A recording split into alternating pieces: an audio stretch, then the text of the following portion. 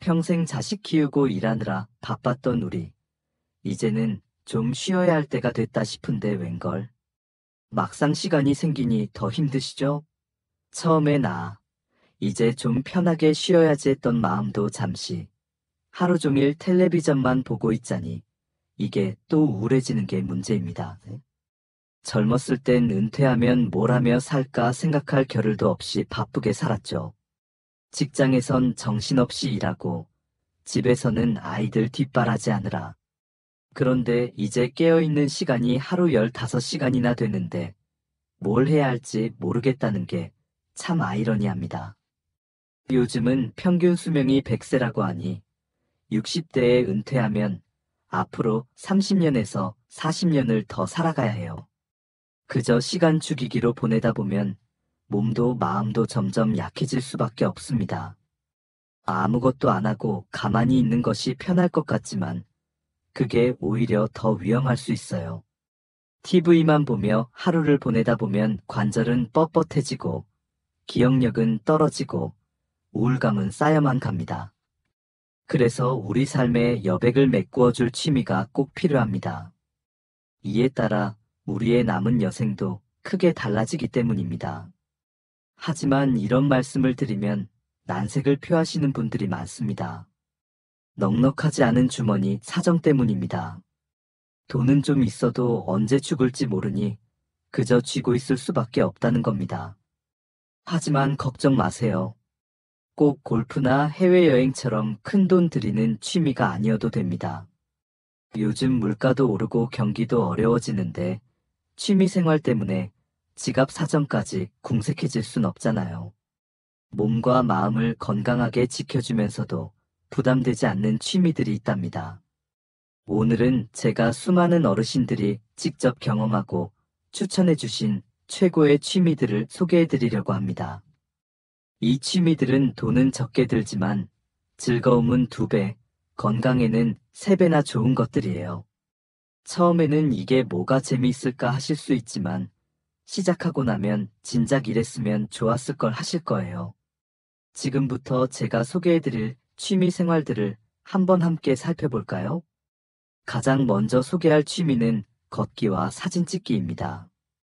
이제 봄이 시작되는 시기, 꽃망울도 하나둘 맺히기 시작하는 계절에 딱 맞는 취미가 될 거예요. 걷기와 사진 찍기는 한 푼도 들이지 않고도 시작할 수 있는 최고의 취미거든요. 우리 모두 스마트폰은 가지고 있잖아요.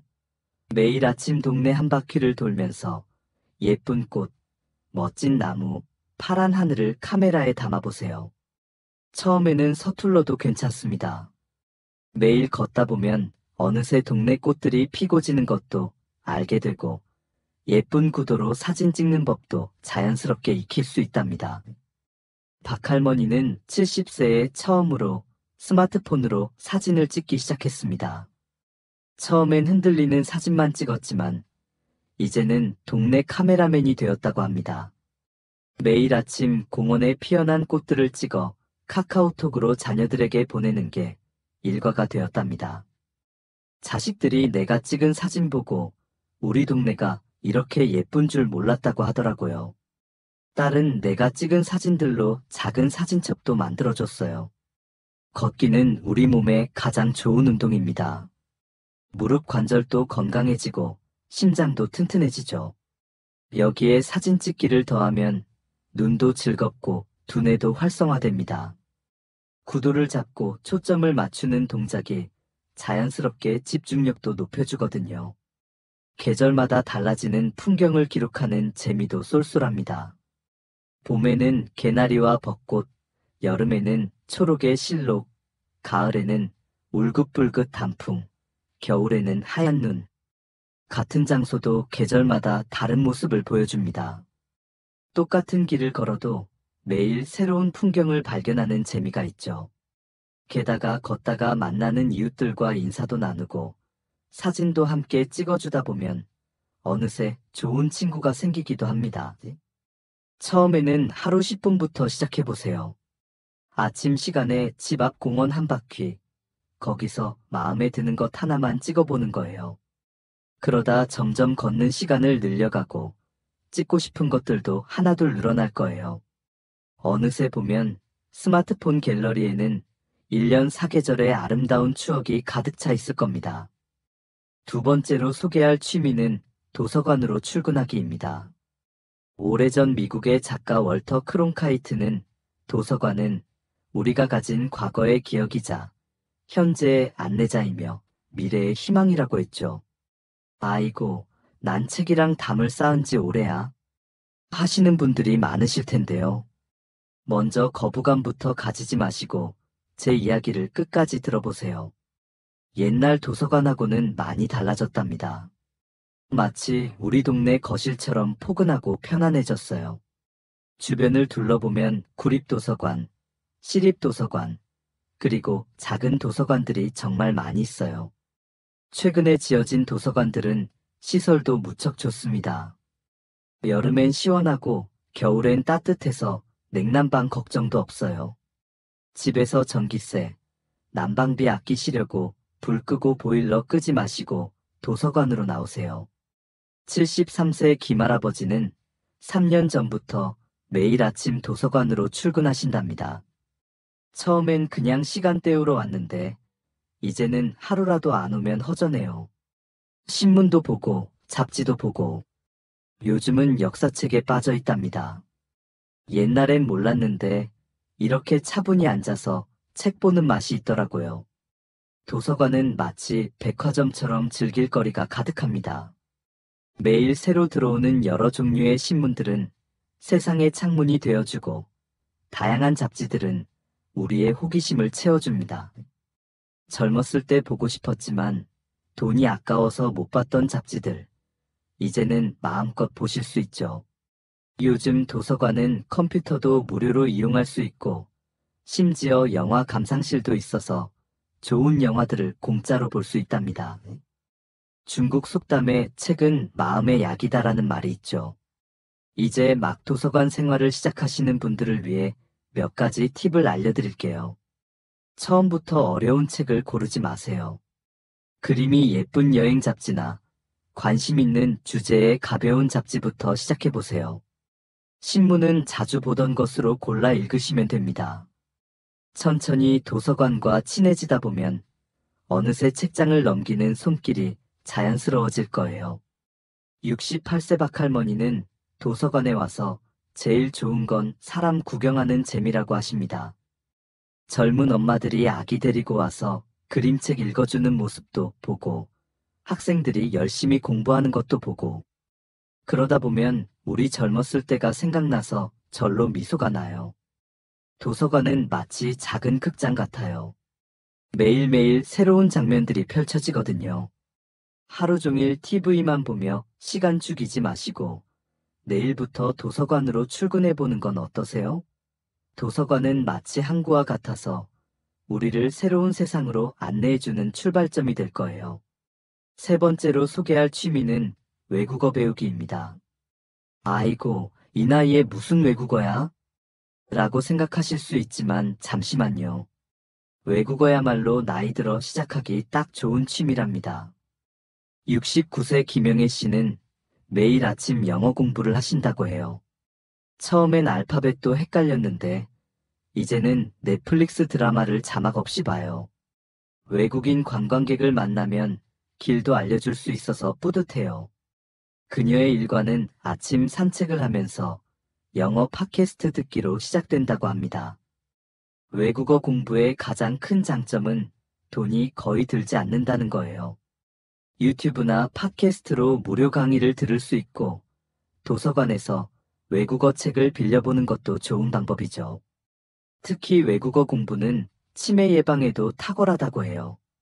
76세 박명수 씨는 3년 전부터 일본어를 배우기 시작했습니다. 새로운 단어를 외우고 문장을 만들다 보면 하루가 어떻게 가는지 모를 정도로 재밌어요. 며느리가 그러는데 외국어를 배우면 치매 예방에도 정말 좋다고 하더라고요. 시간과 장소에 구애받지 않는 것도 큰 장점입니다. 버스나 지하철을 기다리면서 산책하면서 심지어 요리하면서도 외국어를 들을 수 있어요. 잠들기 전 침대에서 외국어 앱을 켜도 되고, 아침 운동하면서 단어를 외워도 좋습니다. 무엇보다 성취감이 정말 큰 취미예요. 처음에는 한마디도 알아듣지 못하던 외국어 영상을 점점 이해하게 되면서 느끼는 즐거움이 특별합니다. 71세 이정숙 씨는 영어로 된 팝송을 따라 부를 수 있게 됐을 때 손주들이 깜짝 놀라더라고요. 할머니가 멋있다고 라며 활짝 웃으십니다. 코로나가 잠잠해지고 다시 해외여행이 늘어나면서 외국어 실력을 뽐낼 기회도 많아졌어요. 현지인과 직접 대화하면서 관광객으로는 알 수 없는 숨은 명소나 맛집을 발견할 수도 있고, 그 나라의 문화를 더 깊이 이해할 수도 있죠. 처음부터 욕심내지 마세요. 하루에 단어 3개씩 짧은 인사말부터 시작해보는 건 어떨까요? 시간이 지날수록 외국어는 여러분의 든든한 친구가 되어줄 거예요. 네 번째로 소개할 취미는 봉사활동입니다. 봉사는 우리를 더 나은 사람으로 만들어줍니다. 노년의 봉사활동만큼 훌륭하고 아름다운 일도 없을 거예요. 73세 박할아버지는 은퇴 후 장난감 병원 봉사를 시작했습니다. 고장난 장난감을 고쳐주는 일이죠. 어느 날 울면서 찾아온 꼬마가 부러진 로봇 장난감을 들고 왔는데 할아버지가 정성껏 고쳐주자 아이의 눈이 별처럼 반짝였답니다. 그때부터 박할아버지는 스스로를 장난감 요정이라고 부르신다고 합니다. 봉사는 꼭 대단한 일을 해야 하는 게 아닙니다. 뜻이 맞는 분들이 함께 동네 공원에서 쓰레기를 줍는 것도 좋은 봉사활동이 될 수 있고, 이웃 할머니에게 스마트폰 사용법을 알려드리는 것도 소중한 봉사입니다. 65세 김할머니는 유기견 보호소에서 봉사를 하십니다. 처음엔 개들이 무서워서 망설이셨다고 해요. 그런데 지금은 보호소의 개들의 할머니가 되셨답니다. 보호소 개들이 할머니를 보면 꼬리를 흔들며 달려온다고 하시네요. 김할머니는 내가 개를 살리는 게 아니라 그 개들이 나를 살린다고 말씀하십니다. 봉사는 받는 사람만 행복해지는 게 아닙니다. 주는 사람도 행복해집니다. 그래서 봉사를 행복의 부메랑이라고 부르기도 하죠. 던지면 다시 우리에게 돌아오거든요. 주변을 둘러보면 이렇게 다양하고 재미있는 봉사활동이 여러분을 기다리고 있습니다. 여러분의 특기나 관심사를 살려 봉사활동을 시작해보는 건 어떨까요? 세상은 여러분의 따뜻한 손길을 기다리고 있답니다. 마지막으로 꼭 말씀드리고 싶은 취미는 운동입니다. 노후에 내 삶을 지탱해주는 가장 든든한 버팀목이 되어줄 거예요. 몸이 건강해야 다른 모든 활동도 가능하니까요. 운동의 중요성은 이미 많은 분들이 알고 계시겠지만, 그래도 몇 가지 장점을 다시 한번 짚어볼까요? 우선 운동은 근력과 균형감을 향상시켜 낙상 위험을 낮춰줍니다. 심혈관 건강도 증진시키고 인지 기능 저하도 늦출 수 있어요. 게다가 우울증 예방에도 효과적이랍니다.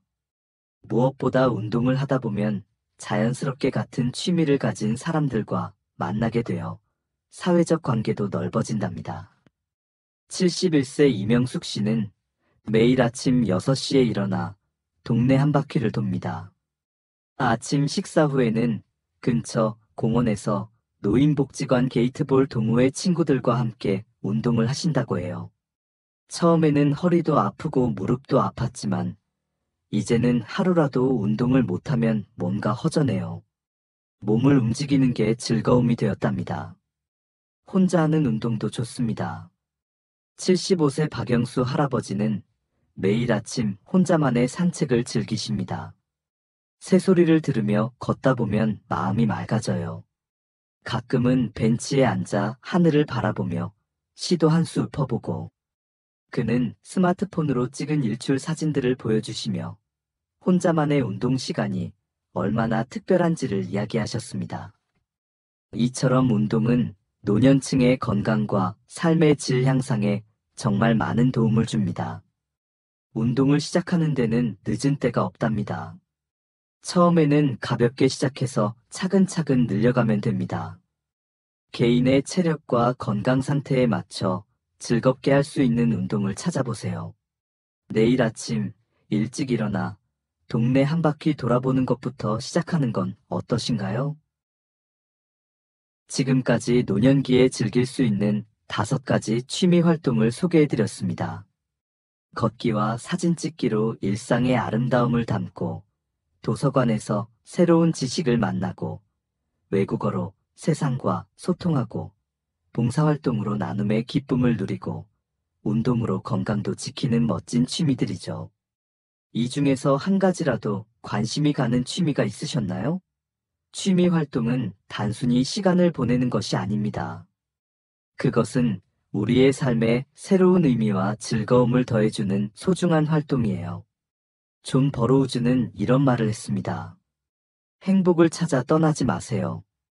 대신 당신이 있는 곳에서 행복을 만들어 가세요. 우리의 취미도 마찬가지입니다.